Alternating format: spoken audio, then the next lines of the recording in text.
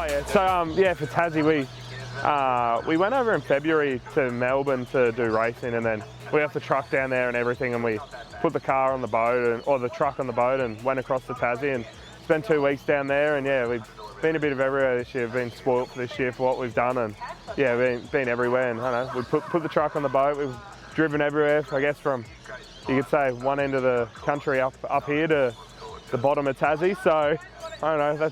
I'd hate to know how far apart that is, but it's a fair way.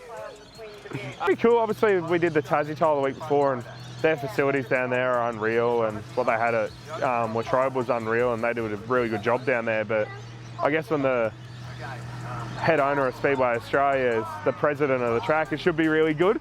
But it was really good at Latrobe, and then we had a week off and went to Carrick, and that was really good. We had a really good run down there, but obviously ended on the infield with flat tyre and the national title. But we're just happy to rock up every week and be in contention, and sometimes it lines up, sometimes it doesn't.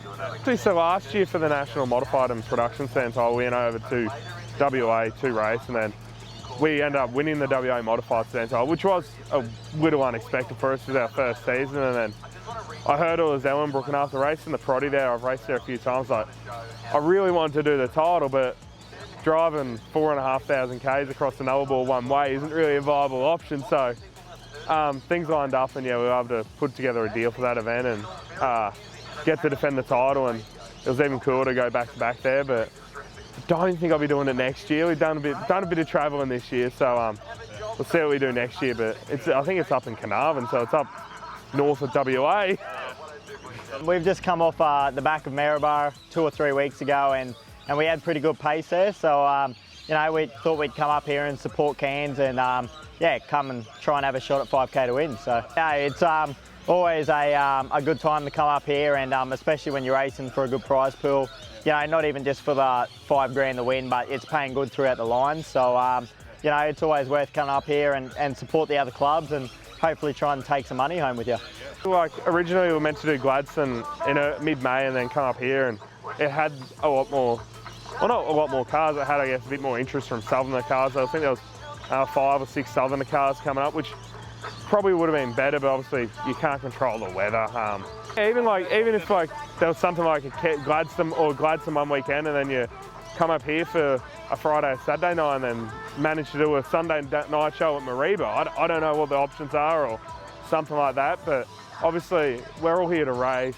We're here for a good time, obviously, but the more racing you get to do, the better. But it'd be cool to have something up here over, like, say, a 2-week span, like, where people could say, all right, we're going to do a holiday. Like, it worked pretty well with the people like Aiden, Tangles, because I think Aiden was going to come, Tangles and all that. They were going to go Gladstone and then drive straight up here. So obviously you did Gladstone on Saturday, you probably roll up to, you'd probably get here on Monday and you'd have a couple of days off, and race that would have been Friday, Saturday, and then truck home on Sunday. So a 2-night show would probably be better than a 1-night show, but obviously you're limited with weekends, what you can do and that sort of stuff. But yeah, I guess main focus is to put on a good product this weekend, and hopefully we can drum some interest in the Southerner cars to come up.